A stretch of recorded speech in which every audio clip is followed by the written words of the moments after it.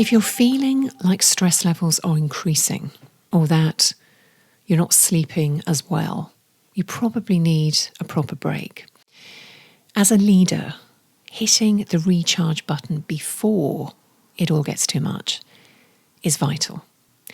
I'm Annie Hood. Hello and welcome to Well Intel Daily. This is the podcast that explores big picture themes and what they mean through a well-being lens.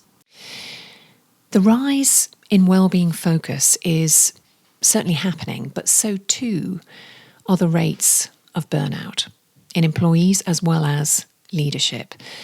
I love this quote from Michael Gungor. He says, "Burnout is what happens when you try and avoid being human for too long." So a couple of things as a heads up. A recommendation for a reset that isn't lengthy but will be enough to get you some space and some clarity. And take a few moments to reflect first. Avoid denial. Don't lie to yourself. How are you feeling? How are you really feeling? Are you completely spent at the end of the day? Or do you wake up feeling exhausted? How about your mood? Are you snappy? Would you say your coping cushion is threadbare? Check in on yourself and do yourself the greatest honour of being honest.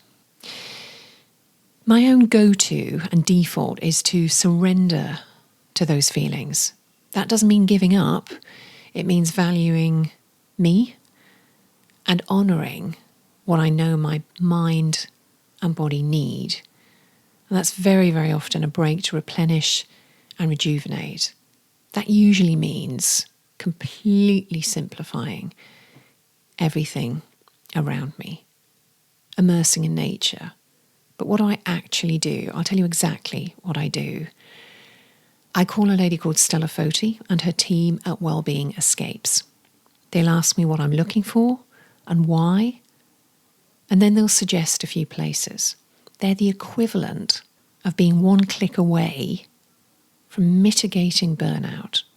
Now, when I say that, don't think I'm attempting to trivialise the complexity or the challenges of burnout. Getting away and being somewhere where everyone is there to take care of you gives you a buffer zone.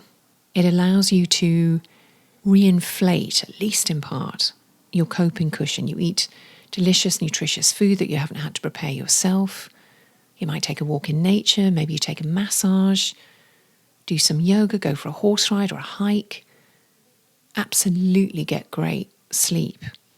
And as much as possible, you leave your phone in the drawer. And those little grabs of time that you allow just for you will bring you some clarity and groundedness. It won't remove the workload, but it will give you a gap to come home to yourself again, to come up for air, to put on your own oxygen mask. And if you've never been to a retreat before, you are in for a massive treat. Tomorrow, lifestyle shifts now and the future. What are they going to look like? Do share, follow, review, and of course, be well.